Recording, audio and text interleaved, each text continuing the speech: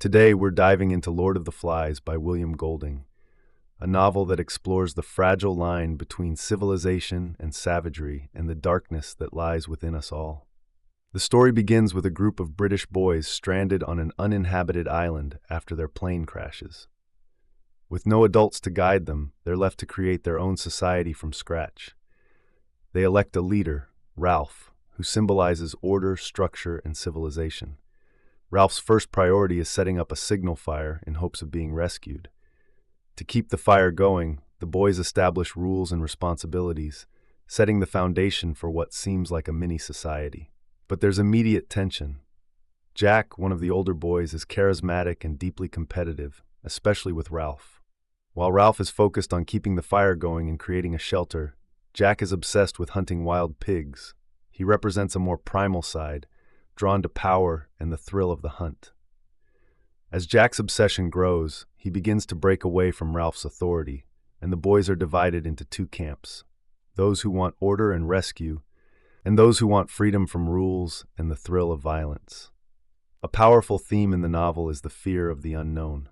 The boys begin to convince themselves there's a beast on the island, a creature lurking in the darkness, waiting to attack.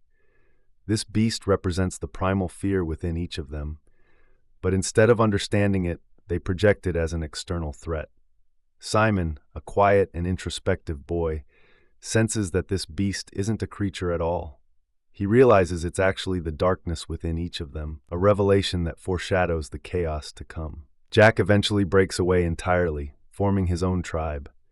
With painted faces and chants, Jack and his followers transform into hunters, becoming more aggressive, primal, and detached from their former selves.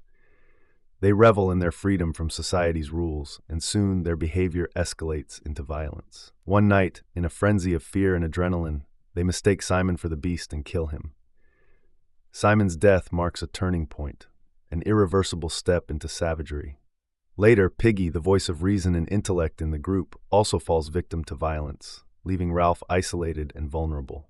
Now fully committed to savagery, Jack and his tribe hunt Ralph as if he were prey. The island, once their refuge, becomes a place of terror and violence. As they close in, the boys set the entire island on fire in an attempt to smoke Ralph out, risking their own survival in the process.